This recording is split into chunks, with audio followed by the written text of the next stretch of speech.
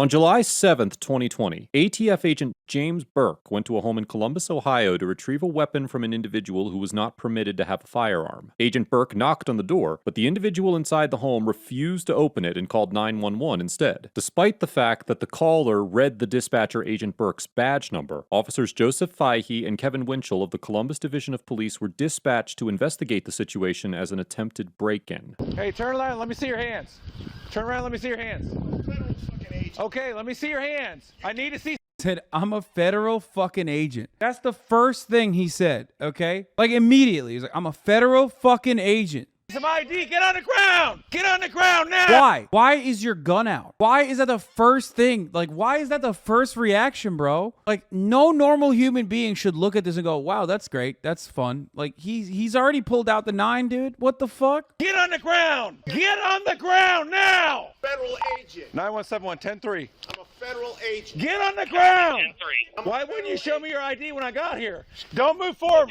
Wait, what do you mean? Why won't you show me your ID when I got here? You think it'd be better if he reached, dude? You're already fucking, you pulled it out. Got all the conflicting instructions too, both asking for ID and telling him to show his hand so he could stay. He was not complying either way. Yeah, exactly. Ask for it. He is at 335. Get on the ground. We'll figure it out. On that 10-8. Not getting on the ground. Well, then stay where you're at. Stay where I'm at. Fine.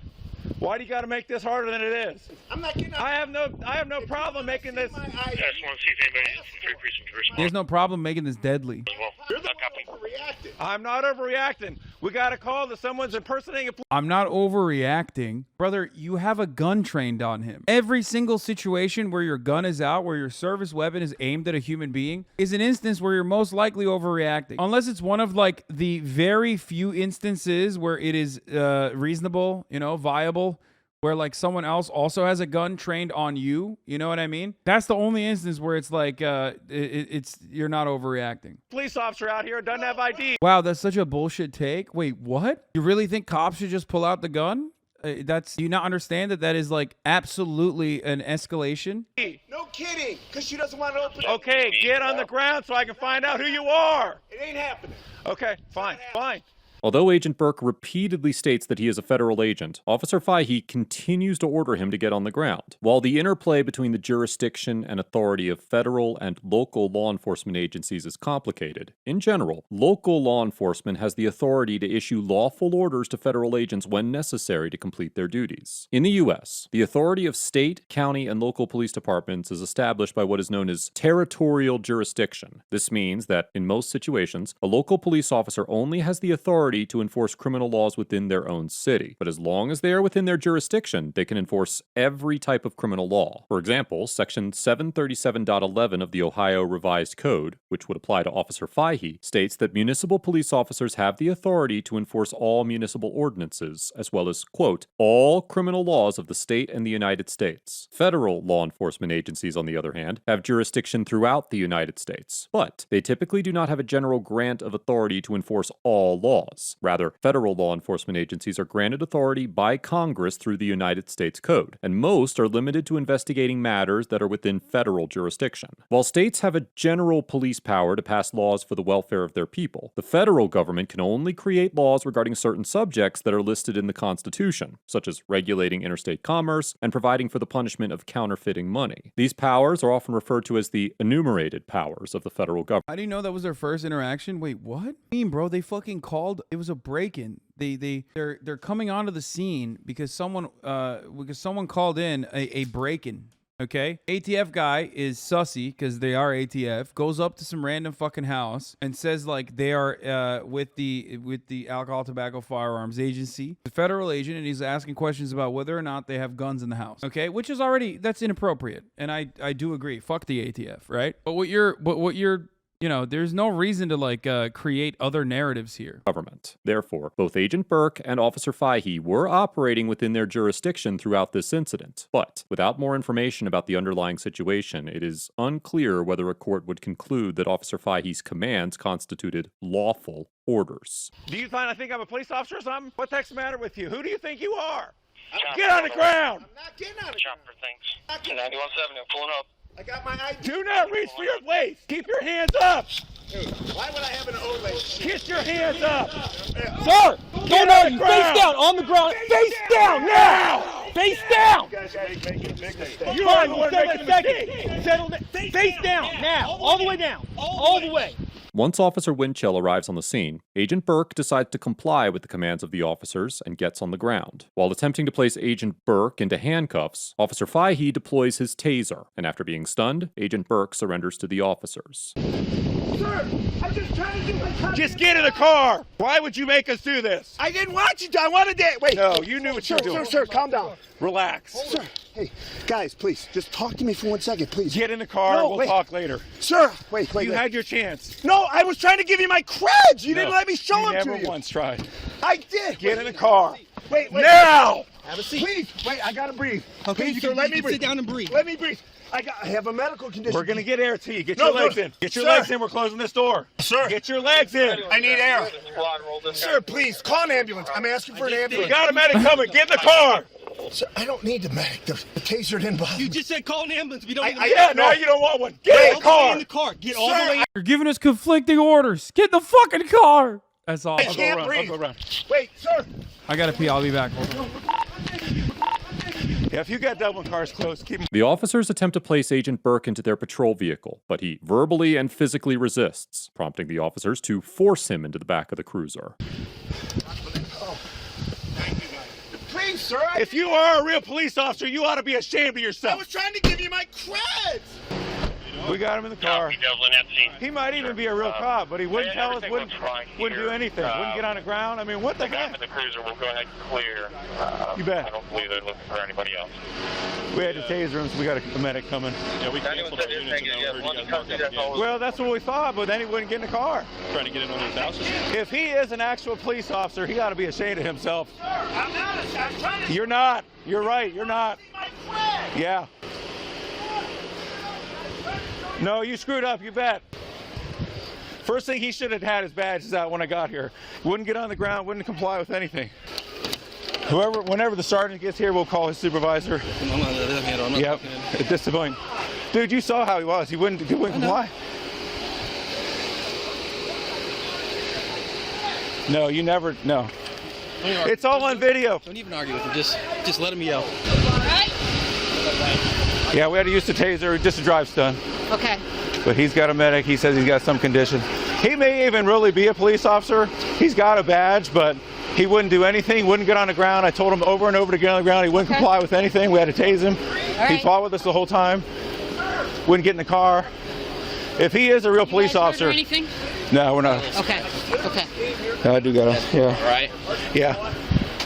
So his supervisor is going to need to come to scene. After the way he acted, it's all on video. ID is. He's got a good looking badge. He's got a good looking badge. He very well may be. But you know what? When a Columbus police officer, yeah. Buddy, you're good. Don't worry about it. I know. I get it. He remarked it. He said over and over, "I'm not getting on the ground. I will not." I'm like, okay. Oh, okay. Then it's okay. Then never mind. Yeah, it's solved. Magical words. I said, you obviously don't know what's going on. Then, if he's here to work a warrant by himself, there's something strange about that too.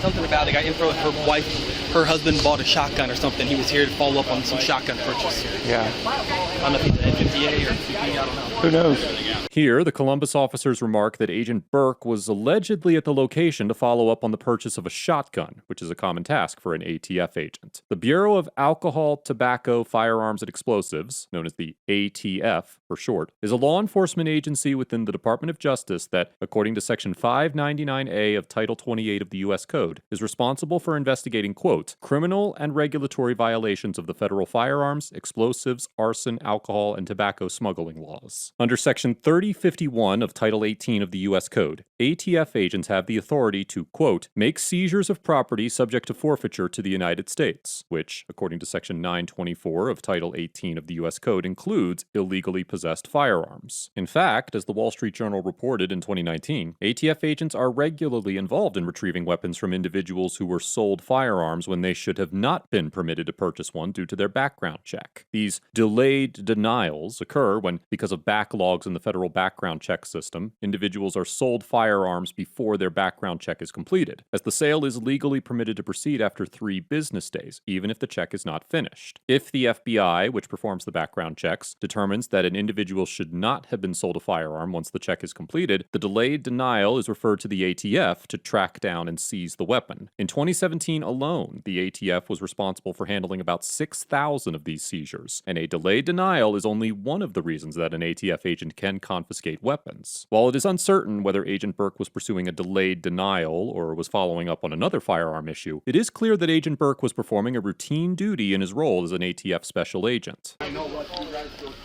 Are you guys the ones that originally called? Yes. Okay. What did he say to you when he was talking to you? I have to open the door because he's a police. I tell him I can't open the door because my husband. Our officers on edge, bro. We were finally able to get He said you have to open the door. I tell him I'm sorry, I can't. Stay with my kids. My kids start crying because they're afraid, and I tell him you Did he have ever to try to? stay. Did he ever? So now I'm thinking, why doesn't the ATF arrive at the house with the local police to confiscate a weapon? That is because the ATF itself can act like the primary agent responsible in that situation. You don't have to do that. Oh, for the record, remember, that's why I'm saying, like, the ATF is also, there are also cops, and they are also shit, for the record. So, you know, they are just the federal cops, and they are shitty in the situation. They're probably fucking harassing this family and shit too. Try and break the door or anything like that? Yes, he is still knock, and he say I will stay here until evening if you don't open the door because you are liar. Okay. Very good. There's a chance the sergeant might want to talk to you, so thank you very much. Okay, good. Thanks, Dee. Appreciate your hard work. Thank you. You have a good one.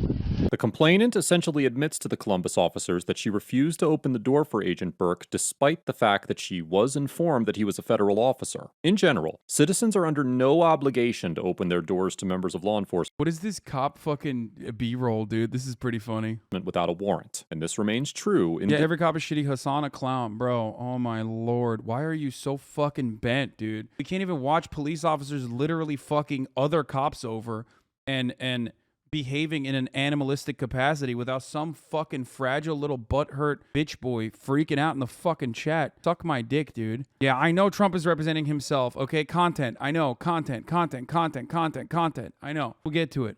this situation. Although Agent Burke was at the home to retrieve a shotgun from a citizen who was not legally allowed to own a firearm, it is likely that a court would conclude that the citizen did not have to open the door or surrender the firearm if Agent Burke did not have a warrant. In the 1958 case of Jones versus United States, the Supreme Court explained that, quote, "It is settled doctrine that probable cause for belief that certain articles subject to seizure are in a dwelling cannot of itself justify a search without a warrant. Were federal officers free to search without a warrant merely upon probable cause to believe that certain articles were within a home, the provisions of the Fourth Amendment would become empty phrases, and the protection it affords largely nullified." Similarly, in the 1980 case of Payton versus New York, the Supreme Court stated that, quote, "It is a basic principle of Fourth Amendment law that searches and seizures inside a home without a warrant are presumptively unreasonable. Absent exigent circumstances, a warrantless entry to search for weapons or contraband is unconstitutional, even when a felony has been committed and there is probable cause to believe that incriminating evidence will be found within. While it is certainly possible that in some situations exigent circumstances to enter a home and seize an illegal firearm without a warrant may exist, there did not appear to be any such emergency in this situation. Assuming that Agent Burke was not executing a warrant, the complainant was most likely within her rights to refuse to answer the door for Agent Burke.